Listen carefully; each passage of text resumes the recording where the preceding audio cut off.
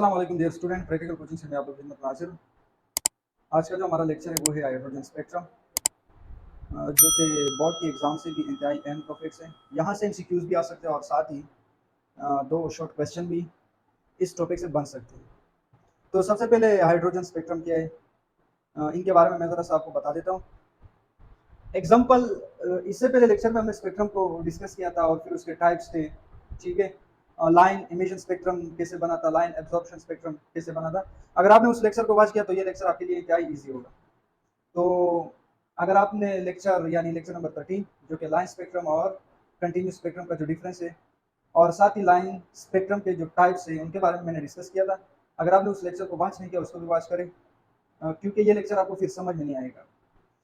अब सबसे पहले आपने करना क्या है कि एग्जाम्पल में आपको डायग्राम के थ्रू समझाने की कोशिश करूंगा, क्योंकि जितने भी टॉपिक्स है मैं कोशिश करूंगा ताकि मैं आसान तरीके से आपको समझा सकूं।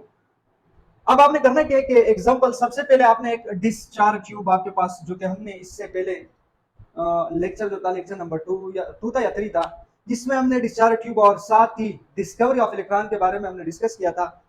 वो जो डिस्कवरी ऑफ इलेक्ट्रॉन का जो मेथड था, वहां पे जो हमने जिस ट्यूब को हमने यूज किया था, यहाँ पे भी वही ट्यूब, ठीक है। वो डिस्चार्ज ट्यूब जो हमने इलेक्ट्रॉन की डिस्कवरी में जो हमने यूज किया था और हाइड्रोजन स्पेक्ट्रम में भी हमने इस ट्यूब को यूज करना है। सबसे पहले आपने करना है क्या कि इस ट्यूब को आपने हाइड्रोजन गैस से फिल करना है। कौन सा गैस है आपके पास? हाइड्रोजन गैस, ठीक है। ये आपके पास कौन सा गैस है इसके अंदर? Hydrogen gas. हाइड्रोजन गैस के बाद यहां पे हमने एक बैटरी लगाया, क्योंकि हमने करना क्या है, इस गैस को हमने करना क्या है, या इस ट्यूब के अंदर जो गैस है इस प्लेट को, ये जो प्लेटें लगे हुए हैं, ये आपके पास कैथोड प्लेट है और ये एनोड प्लेट है। ये बैटरी के पॉजिटिव टर्मिनल से हमने कनेक्ट किया और ये बैटरी को नेगेटिव टर्मिनल से हमने इसको कनेक्ट किया। अब यहाँ पे करना क्या है कि जब बैटरी को हमने ऑन किया, ऑन करने के बाद यानी इस ट्यूब को हमने इलेक्ट्रिक डिस्चार्ज किया, ठीक है। डिस्चार्ज करने के बाद, इलेक्ट्रिक डिस्चार्ज करने के बाद यहाँ पे क्या हुआ कि एक ग्लो प्रोड्यूस हुआ, ब्लूइश कलर ग्लो। कैसे ग्लो प्रोड्यूस हुआ? इस ट्यूब से ब्लूइश कलर ग्लो प्रोड्यूस हुआ, और वो जो ब्लूइश कलर ग्लो था उसको यहां से हमने एक डिवाइस के थ्रू पास किया, और इस डिवाइस का जो नाम था वो था स्पेक्ट्रोमीटर। स्पेक्ट्रोमीटर। अच्छा, अगर आपके कि इस ट्यूब का यानी इस हाइड्रोजन गैस का जो कलर था वो ब्लूइश क्यों था, ठीक है। एग्जांपल, यहां से अगर मैं आपको जरा सा इनकी डिटेल के बारे में बता दूं कि ये आपके पास एक एटम है हाइड्रोजन का, ठीक है, यहाँ पे, ठीक है। इस हाइड्रोजन एटम में यहाँ भी क्या होता है, एग्जांपल कि यहाँ पे इसके अंदर इलेक्ट्रॉन है शेल में, ठीक है। ये इलेक्ट्रॉन क्या करते हैं, जब आपने इसको इलेक्ट्रिक डिस्चार्ज किया, ठीक है, तो यहाँ पे क्या होता है कि इस इलेक्ट्रॉन ने एनर्जी को एब्जॉर्ब किया, ये हायर शेल में जंप किया। इसने कौन सी शेल में जंप किया? Higher shell.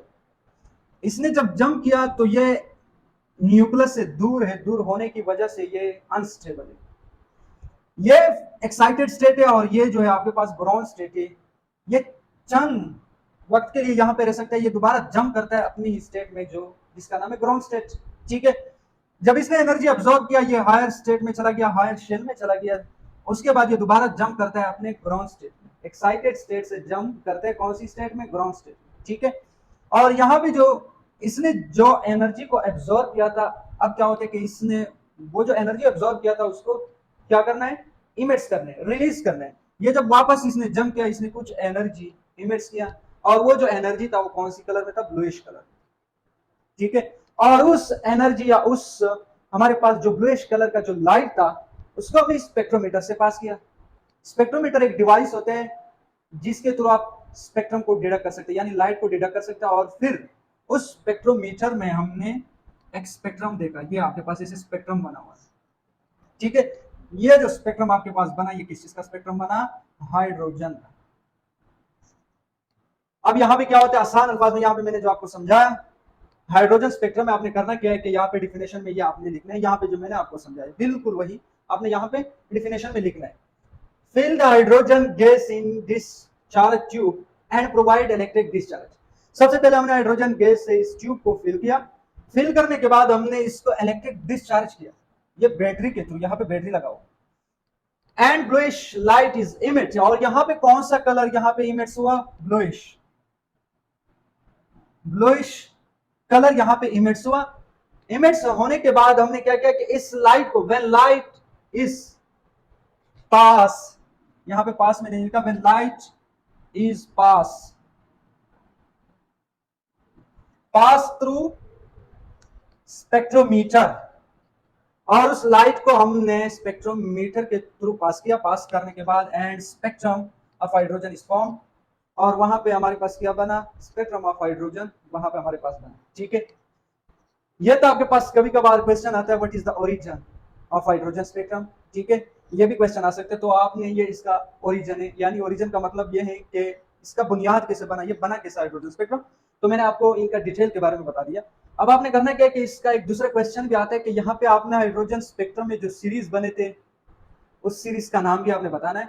मैं आपको नाम भी बता दूंगा और साथ ही समझाऊंगा भी, और अगर आपको समझ में आया तो अगर, यानी एग्जांपल लाइमन सीरीज या बामर सीरीज अगर आपको समझ में आ गया, समझ आने के बाद आप इसका जो डिफिनेशन है वो आप खुद लिख सकते हो समझाने के बाद। ठीक है, मैं जब आपको समझाऊंगा एक का डिफिनेशन मैं यहाँ पे लिखूंगा, बाकी का जो डिफिनेशन है वो आपने खुद लिखना है। ठीक है, अब यहाँ पे क्या होता है कि सबसे पहले ऊपर मैंने क्वेश्चन भी लिखा है, write down the name of series in hydrogen spectrum, hydrogen spectrum में जो सीरीज बने हैं उनका आपने नाम बताना है।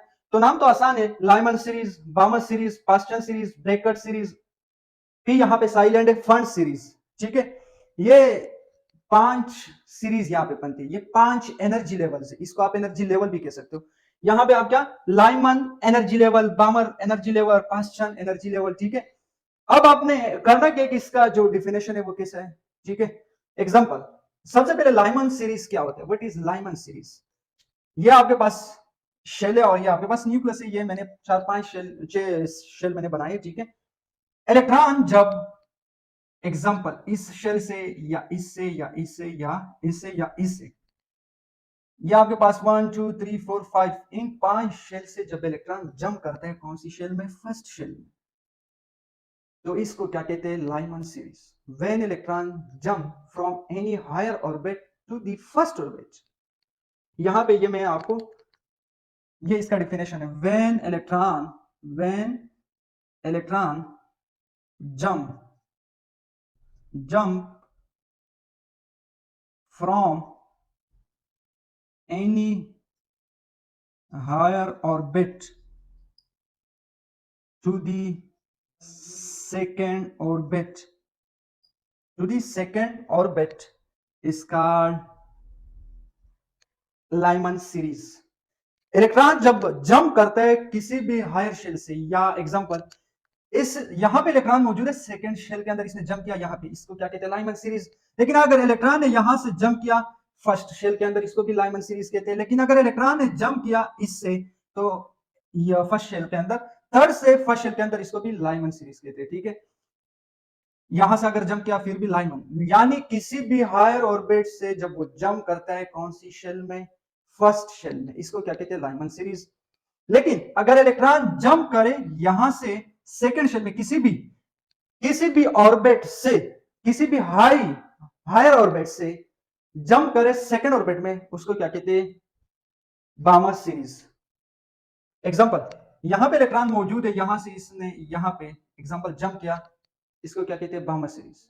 यानी किसी भी हायर ऑर्बिट से जब इलेक्ट्रॉन जंप करता है सेकंड ऑर्बिट में तो बामर सीरीज है, लेकिन जब इलेक्ट्रॉन किसी हायर ऑर्बिट से जंप करता है फर्स्ट में तो लाइमन सीरीज है।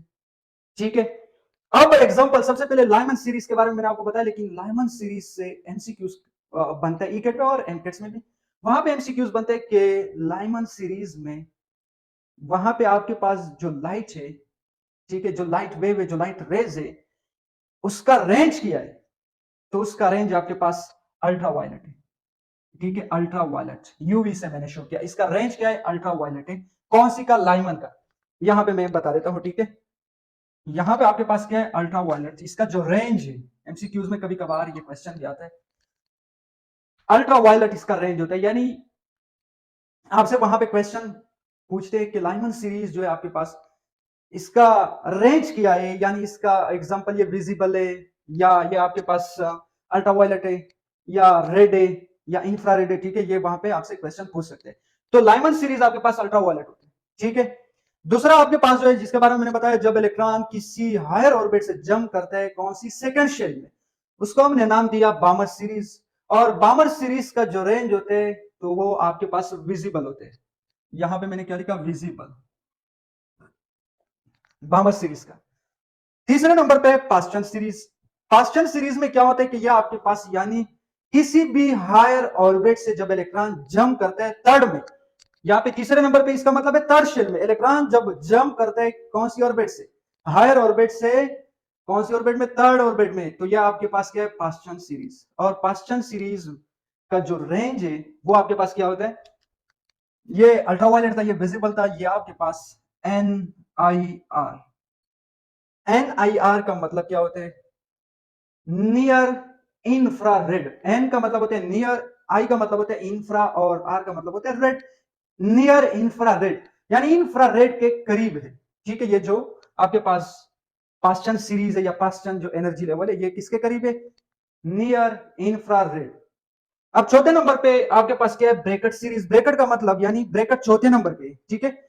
अब चौथे नंबर पे जब है तो किसी भी हायर ऑर्बिट से इलेक्ट्रॉन जब जंप करते हैं कौन सी शेल में, फोर ऑर्बिट्स में। इसको क्या कहते हैं, एग्जांपल, इलेक्ट्रॉन ने जंप किया, ये आपके पास 1 2 3 4, ये 4 है। इलेक्ट्रॉन ने जंप किया इस शेल से यहाँ पे, या इससे यहाँ पे, यहां से नहीं, लोअर से नहीं। ऐसे नहीं कि आप कह रहे हो कि सर यहां से जंप किया वहां पे, नहीं, ये कोई सीरीज आपके पास नहीं है, ठीक है। हायर ऑर्बिट से इससे 4 में या 5 से 4 में इसने जंप किया तो इसको क्या कहते हैं, ब्रैकेट सीरीज।